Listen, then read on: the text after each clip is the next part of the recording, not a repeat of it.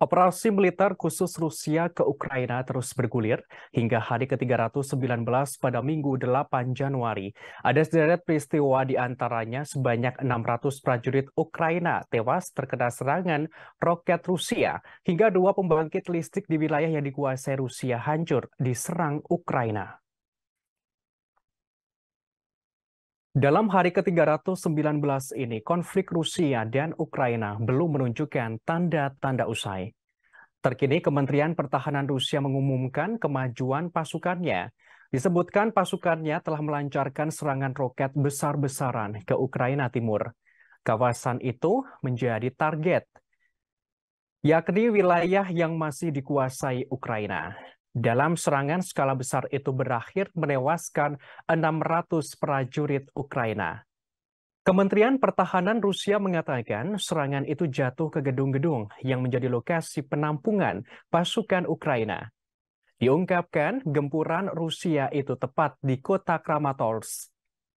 Serangan brutal itu menjadi bagian serangan balas dendam atas serangan mematikan Ukraina awal tahun ini di Makivka Donetsk. Diketahui serangan Ukraina pada malam tahun baru itu telah menewaskan sebanyak 89 tentara Rusia. Dalam hari ke-319 ini, Ukraina meluncurkan serangan jarak jauh kedua pembangkit listrik hingga mengalami kerusakan. Lokasi penyerangan itu berada di wilayah Donetsk yang masih dikuasai Rusia. Gubernur Luhansk, Serhiy Haidai menerangkan terdapat pertempuran sengit di wilayah tersebut. Ia mengatakan Rusia mengerahkan sebagian besar unit siap tempur dan peralatan berat mereka ke Crimea. Dengan suhu malam hari yang turun menjadi minus 15 hingga 17 Celcius, aktivitas pertempuran akan segera meningkat. Hal ini karena cuaca beku yang parah membuat lebih mudah untuk memindahkan alat berat. Dalam hari ke-319 ini juga, para menteri kehakiman dari seluruh dunia akan berkumpul di London, Inggris pada Maret mendatang. Tujuan pertemuan itu adalah untuk meningkatkan dukungan bagi pengadilan kriminal internasional dalam penyelidikan atas dugaan kejahatan perang di Ukraina.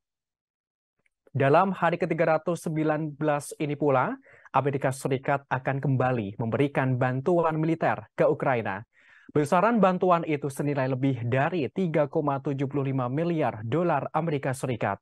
Bantuan tersebut juga diperuntukkan ke negara-negara yang terkena dampak invasi Rusia. Terima kasih sudah nonton. Jangan lupa like, subscribe, dan share ya.